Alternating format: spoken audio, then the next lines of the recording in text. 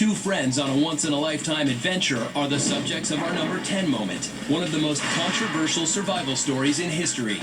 This is one of the most incredible retold stories there is because it involves the ultimate questions that climbers might have to ask themselves out there. In the spring of 1985, British adventurers Simon Yates and Joe Simpson attempted a feat no one had ever accomplished before, scaling the immense South American mountain known as Sula Grande. This is almost 21,000-foot peak in the Peruvian Andes. It's a very serious mountain. They were going to be the first to summit Sula Grande on the western face, saw an opportunity to really put their name in the record books. With that in mind, 21-year-old Yates and 25-year-old Simpson began their grueling ascent. They had everything coming at them that a climber can face. It was steep, there was nasty weather at points, ice, snow, rocks, so it's mixed climbing. They did persevere and make it all the way up. But with a massive storm approaching, there was little time for celebration.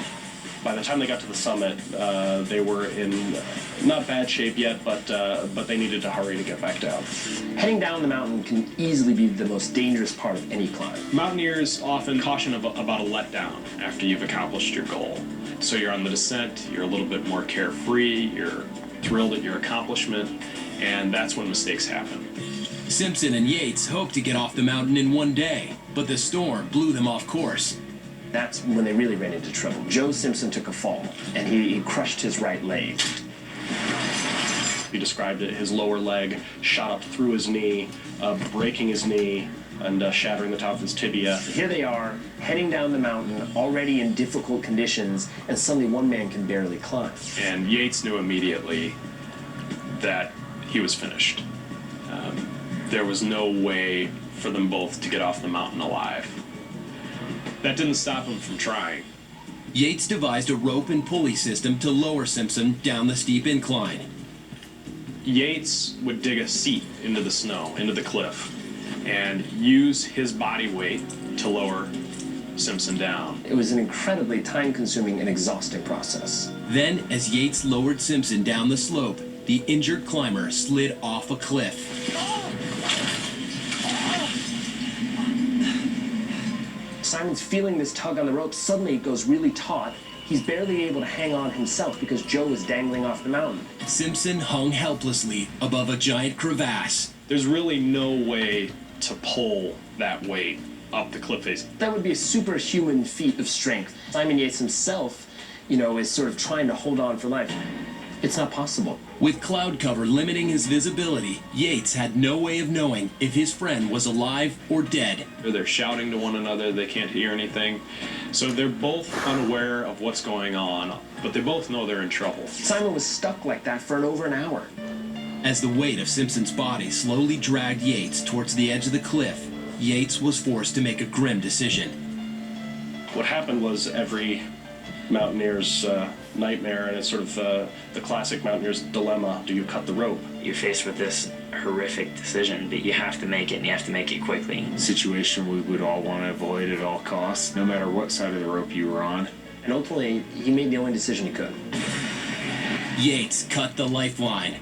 Simpson immediately fell 150 feet into the deep crevasse.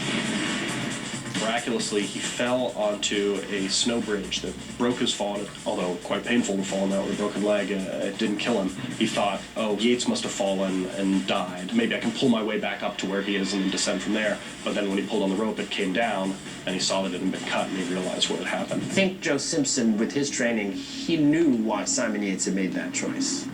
Yates spent the night there in his spot, and then the next morning climbed down, looked into the crevasse, realized there was no way anybody could survive, and continued his descent. He assumed Joe Simpson was dead. He was plagued by guilt by this on his way down to base camp. Yates made it back in a single day, but couldn't bring himself to move on from the campsite. Simon! Back in the icy crevasse, Simpson knew he had to do something or face a slow death. He had the choice at that moment to give up or to figure out a way out of there. He realized there was no way he could climb back out of the crevasse, but he figured that if he lowered himself down, there was a chance that he could, crawl out. He didn't know how far down the crevasse would go. He had to sort of have faith that he would find something at the end of his rope that would lead to his freedom. But he managed to crawl his way out, eventually crawl out onto the glacier. Simpson escaped the crevasse, but he was still miles away from camp. He was lost. He knew he had to go down, but it's not always that simple. You know, there were boulder fields, there was ice, there was snow. He was dragging himself, you know, painful inch by inch, falling off rocks, you know, sliding down ice. It was brutal. It was up to him to save himself. 7 days after the two men started their climb, Simpson crawled back to base camp. You can imagine the stunned disbelief on Yates when Simpson came into camp and he realized that his friend was not in fact dead. Can you imagine what the conversation was like when they both hook up at the base camp? And here comes Simpson limping with a broken leg and a broken pelvis. Interestingly enough, he said to Yates, "You did exactly what I would have done." Simpson told his story in the book Touching the Void, which was made into an award-winning documentary in 2003. That book went a long way to helping people understand that Simon Yates was not at fault. There has been a lot of criticism since that day of Yates. It's sort of an unwritten rule that mountaineers, you never cut the rope. But Simpson has always said he would have done the same thing. Yates did what he had to do to make sure that at least one of them made it out there alive. Today, both men continue to pursue their passion for climbing. The will to survive is probably the most paramountly important thing in any survival situation. Look at Simpson. The man breaks his leg, is cut loose, falls 100 feet, slams through a snowfield, manages to crawl and hop his way out 5 miles. That man wants to live.